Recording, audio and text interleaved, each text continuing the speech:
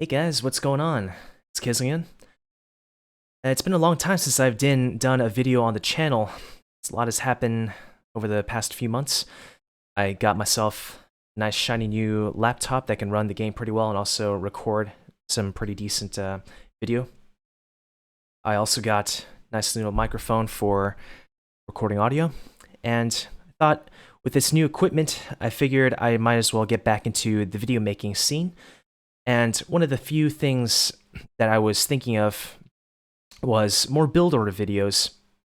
I was also kind of in the process of developing a little bit of a website that's kind of like a database for arena build orders. And some of the builds that I wrote out in there actually don't have video examples, because that's one of the things I kind of tried putting on there. If I could find example videos for the builds that I was writing, I would put them in those sections for reference. This one, which is one I actually wrote out, which is a specific build for the Turks, actually didn't have an example video, so I figured I might as well make a build order video for this one. So let's talk about this build order for a little bit. It's a Janissary and siege push with Turks. And the reason why this one is so special, even though the Janissary and siege push is something that Turks are pretty well known for doing in the mid game, is that this one is about as aggressively oriented as it can possibly get. It's not you don't build your castle at home, you're forwarding it, and you have armies supporting it to make sure that castle will go up, most likely.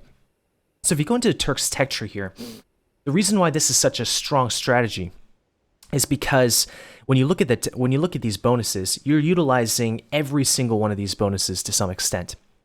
So for instance, the gunpowder units having 25% extra hit points, that just makes your gunpowder units that you're using a lot tankier. The two most common gunpowder units that you're going to be using with this strategy are the Janissary as well as the bombard cannon later on when you're in Imperial Age. And both of those units are going to be tankier, which means they're just going to be harder to take out. It's just going to be that much harder for your opponent to take out. So gunpowder technology is costing minus 50%. This is probably the least impactful part of this. It's kind of weird because it's essentially like 3 bonuses in 1 bullet point.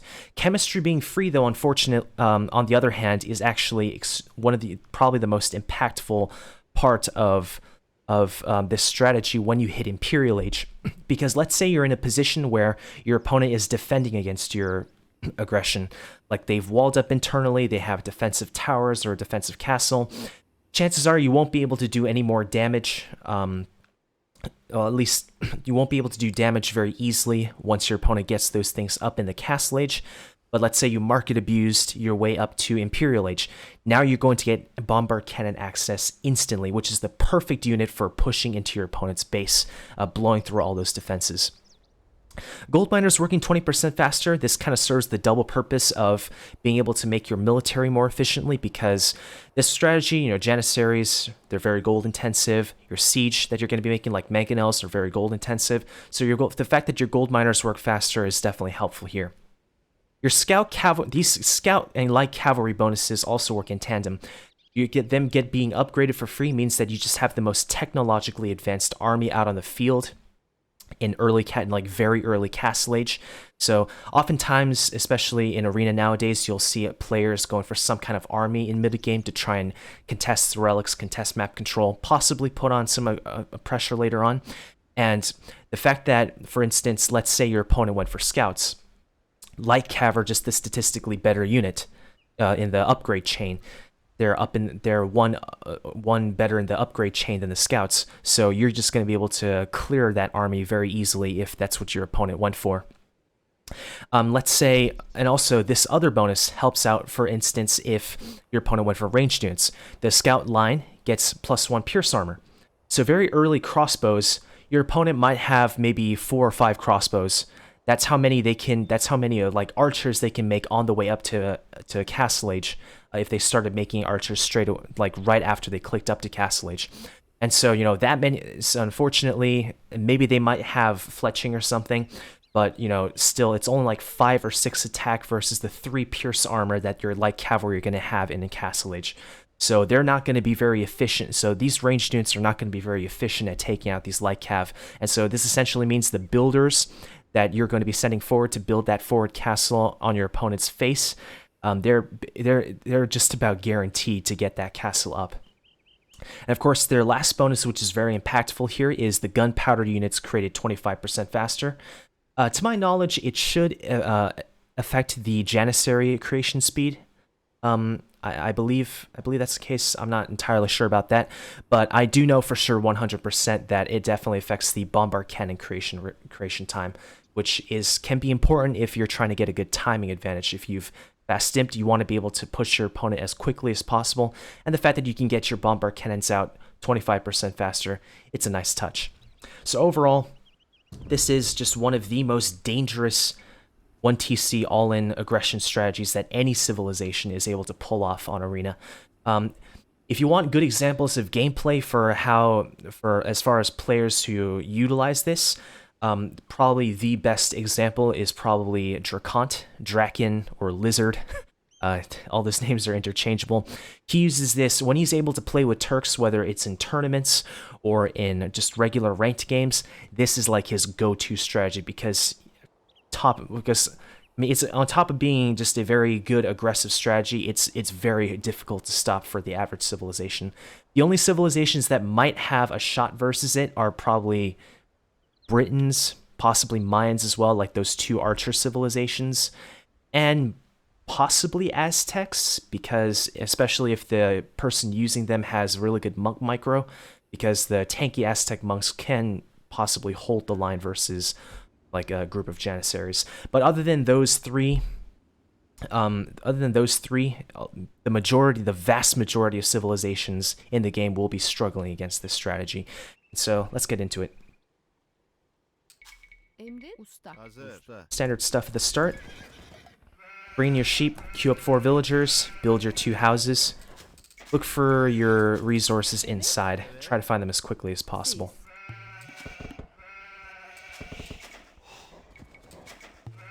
Now, as a quick disclaimer, for those who don't know what MOA 6 Arena is going to offer, I'm actually playing on the map right now. It's under the name of Clown Arena, so if you ever wanted to download it from the mods store, or like the mod center on the Age of Empires website, you can find it under the name of Clown Arena. But as far as I'm aware, this is going to be the map that is featured there, more or less. There might still be some minor tweaks regarding resource distribution that still happen, but as far as conceptually, this is the same map. So it's Arena, but it has a much smaller center area, which means that the games are going to be favoring a lot more aggressive strategies.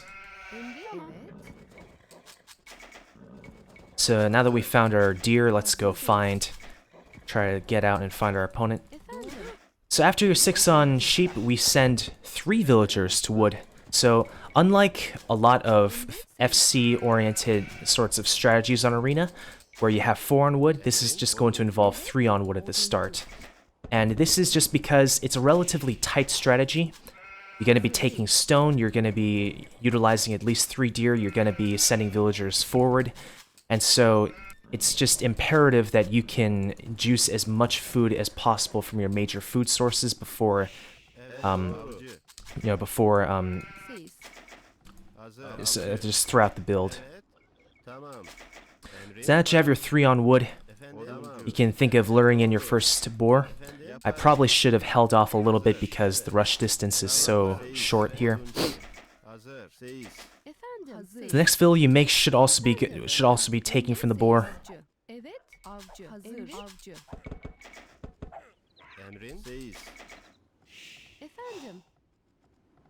So for a total of 8 hunters.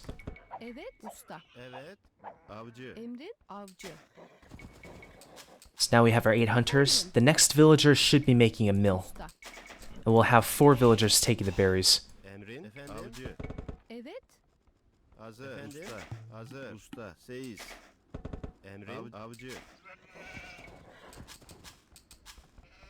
And after we send the 4 villagers to the berries, we're only then going to be sending a 4th villager to the wood. And this is just to maximize the amount of food that we can take from like our boars. Well, our starting boar at least. When your boar has say like 150, 160 food left, consider luring in your next boar. But from what I could tell on this map, this type of arena, it seems like your boars, especially like that first one, could spawn quite a bit closer than on just regular vanilla arena. So you might be able to push like way earlier, like just way later than that.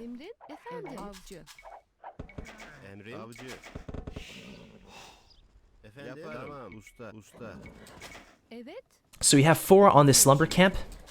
We still have our 8 taking the boar. The next villager I'm going to be making is going to be creating a new woodline, and we're going to be adding another 4 villagers to that woodline.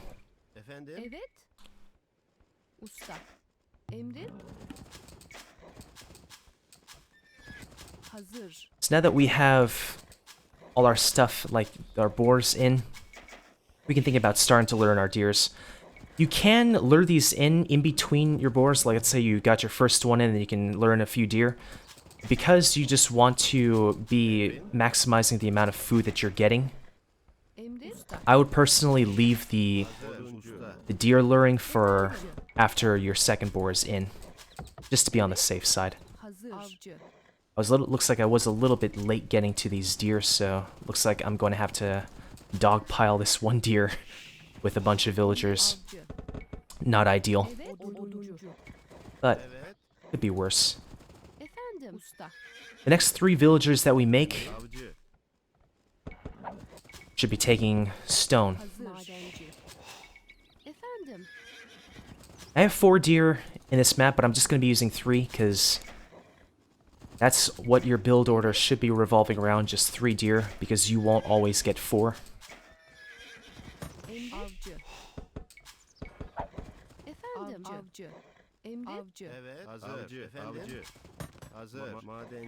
Now our final 3 villagers that we make will be going on to gold.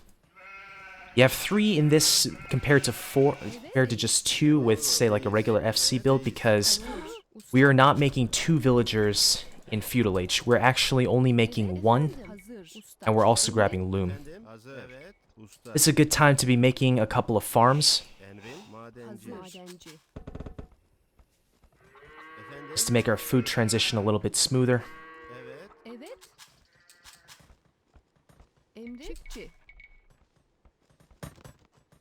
Just gotta make sure we click up. So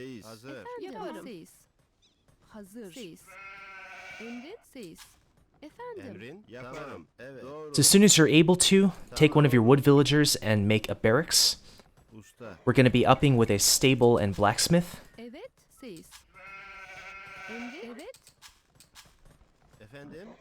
So this is when you kind of have a bit of free time to yourself. Whether it's this arena with like a closer rush distance, or whether it's more standard arena that has the farther rush distance, just be scouting out your opponent. Think of a good place where you might be able to drop your castle. For instance, here, I think I'm gonna opt to drop it near this gold. So if you drop the castle here, you can immediately take your villagers in order to take from that gold mine. Just getting that big boost in gold income can really help for you if, for example, you're stopped and you just want to be doing that market abuse to get up to Imperial Age quickly.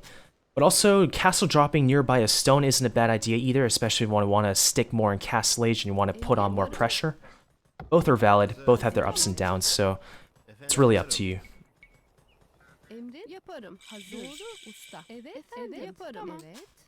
Looks like our wood income was a little bit delayed, but I think we should be fine. I'll send another villager to build that blacksmith just to be safe.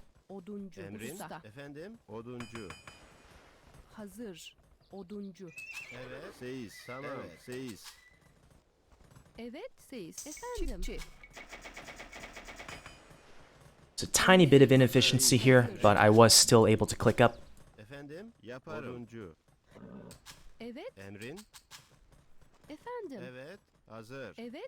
What I like to do here is, because the villagers on the woodline are healthy, you can replace any of the villagers that might have taken damage from the boar and send them to the woodline instead. You can maybe take one villager from the forage bushes. So for 6 total, I like to actually forward this castle with a minimum of 6 villagers. Grab your eco techs when you can. Another thing maybe you can do on the way up is actually build more farms, because we really need to power on that food eco. So I'm just gonna stick around here building some farms and also just piling up resources.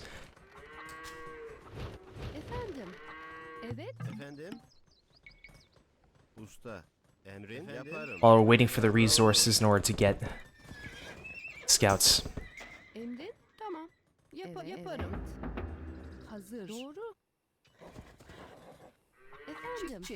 Might just stay. So I like to have my starting scout, as well as one more scout, and maybe one to 2 spearmen. It's probably like the best sort of like efficient army that you can have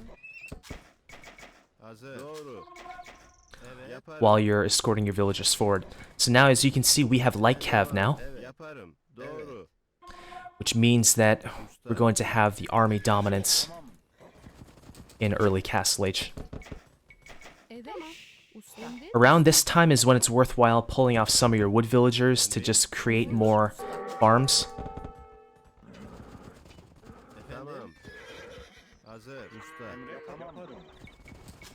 An optional little thing you can do here is just wall your villagers in, if you're worried about them getting caught out of position.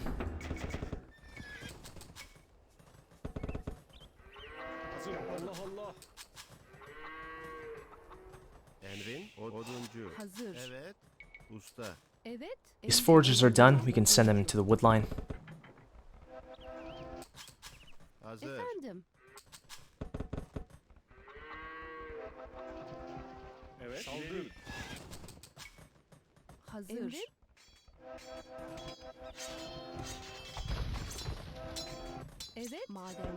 Start pressuring the gate. Start producing Janissaries.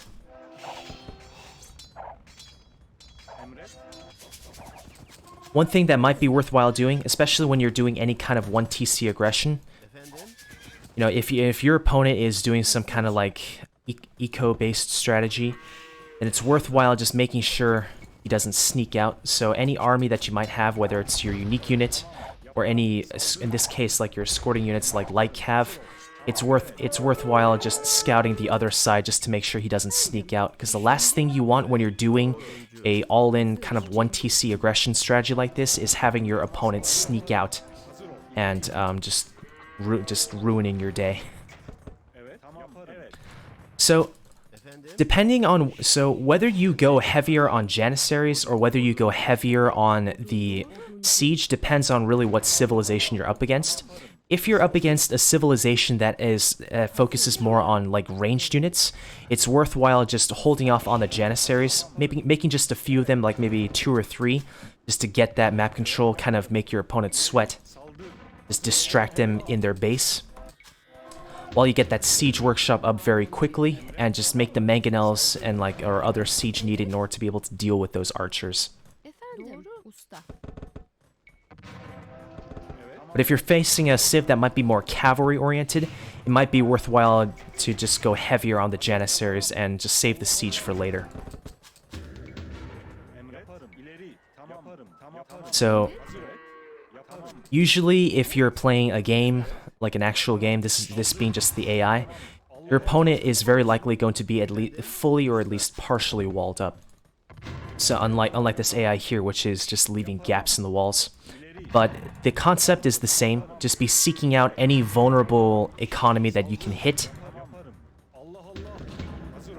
while you're just producing more units, getting your economy up, and also just making siege. The important thing, the absolute important thing in this strategy is just making sure you're slamming down as many farms as you can.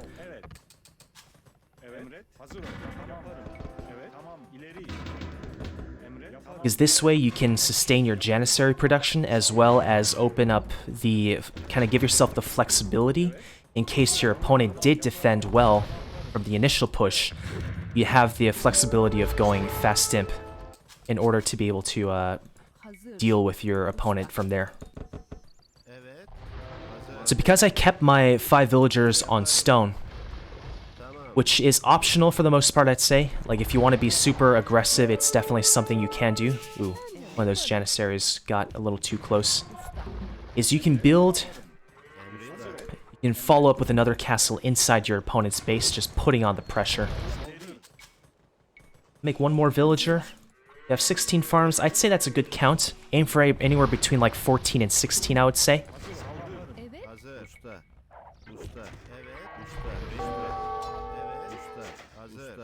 And then grab wheelbarrow, just to increase your efficiency.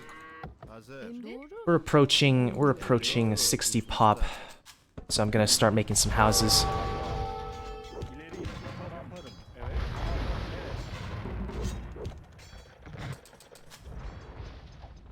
So let's say, after building this second castle, well, I'll pause. Maybe I should pause it after I got it up. Let's say, for instance, you got this far, or perhaps not even this far. Let's say your opponent was able to internal wall in such a way where you wouldn't be able to comfortably put this second castle forward. Well, this is what the economy we set up was meant for. As you can see, we already have 500 plus food stored up in the bank. Probably would have had less if I just kept up constant Janissary production, which, as I said, is kind of optional depending on what civilization you're up against. Against some civs, you might be more Janissary heavy. Against some civs, you might be more siege heavy. But if in case you had less food than this, for instance, what you can do is that you have the wood for a market still, and just market abuse your way up. Because I was exploiting my opponent's gold, I have a ton of gold banked up, and so you can buy a bunch of food and just be able to get up to Imperial Age very quickly if that's what you wanted to do. So I'm going to do that here. I'm going to take these wood villagers. I'm going to be building a market. They're going to be going straight back into it. So I'll send these guys back to take the gold.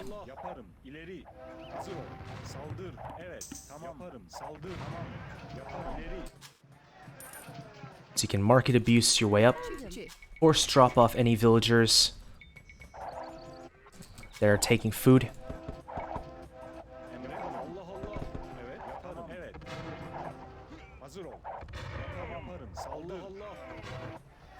You can purchase a little bit more food if you want to grab things like padded archer armor, which is something I personally like to do just as you're on your way up to Imperial Age, just making your units tankier.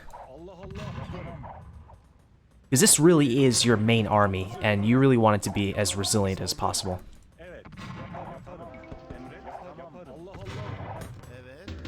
One optional thing you can do is make a second siege workshop if you really wanted to power on the bombard cannon production.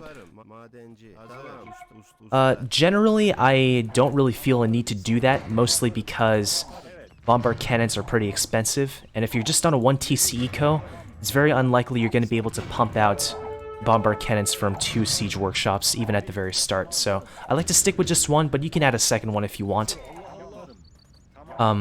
Maybe I would consider adding a second siege workshop if I was on a really tight clock, I really need to kill my opponent quickly, then I would do that. These farms still have a bit of food in them. You can turn on auto reseed if you want. Maybe you can grab some other ecotechs like Bosa or something. Give yourself a little bit of flexibility. Maybe you might be able to boom behind a little bit. But for the purposes of this video, just being a very aggressively oriented strategy, I'm not going to do that.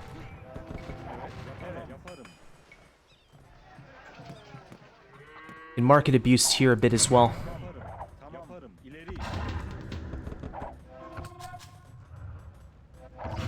Something I remember Draken likes to do. Makes trebs as well as bombard cannons just to keep his castles working, I think. So you can do this as well. And keep up the Janissary production.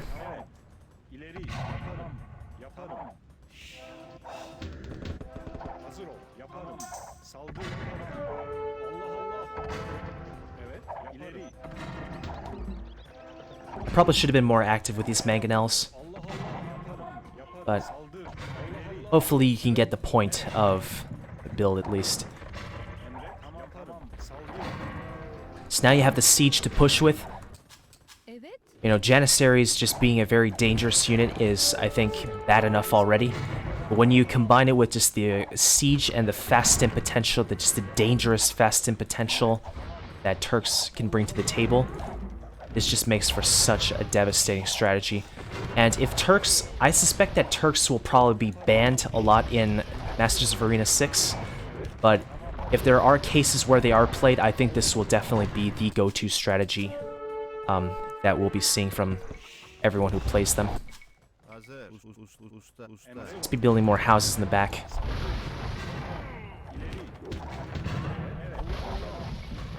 Make more bombard cannons.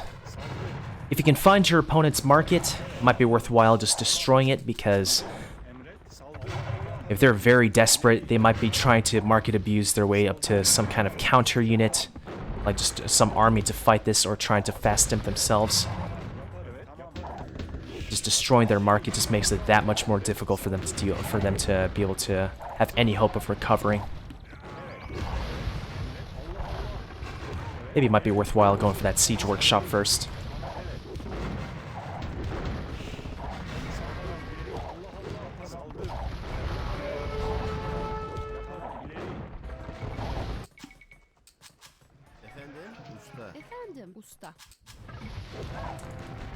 And that's the end of that game. So if I'm being completely honest, my build was did not go quite the way I would have wanted it to. I think something that Draken does a lot is, once he's lured in his second boar, he has a tendency to build one farm right away, maybe another farm around 20 population when he's starting to send villagers to the second lumber camp to try and gather wood. But I think for the most part, I think, you know, conceptually the build is the same. I'd say the minimum rule is to have at least 2 farms running from like mid Dark Age onwards, just to be able to stabilize your food income.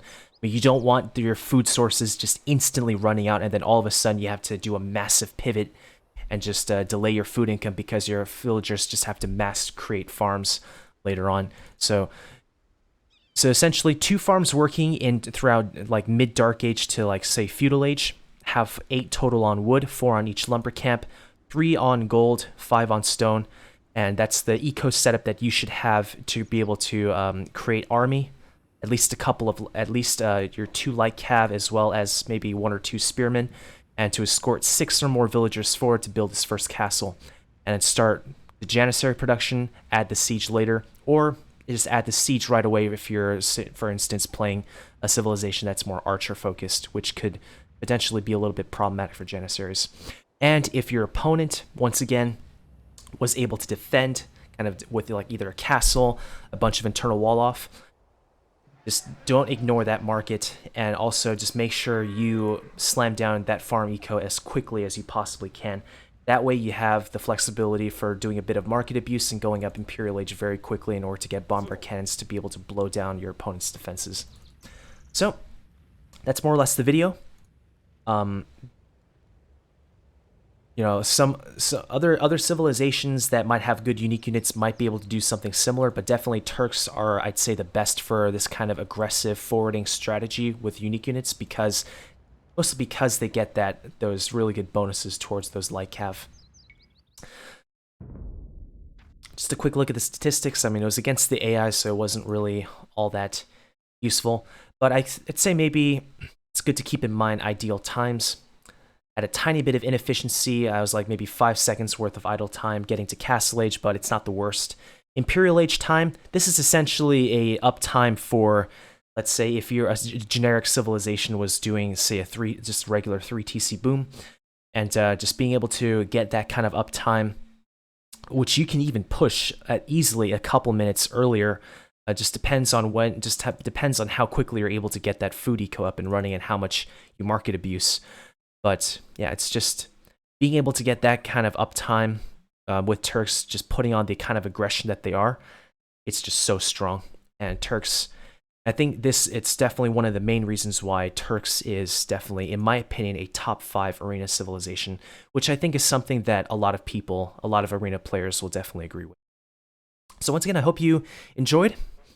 Yes, it's a very interesting build order that I think is worthwhile putting into your repertoire.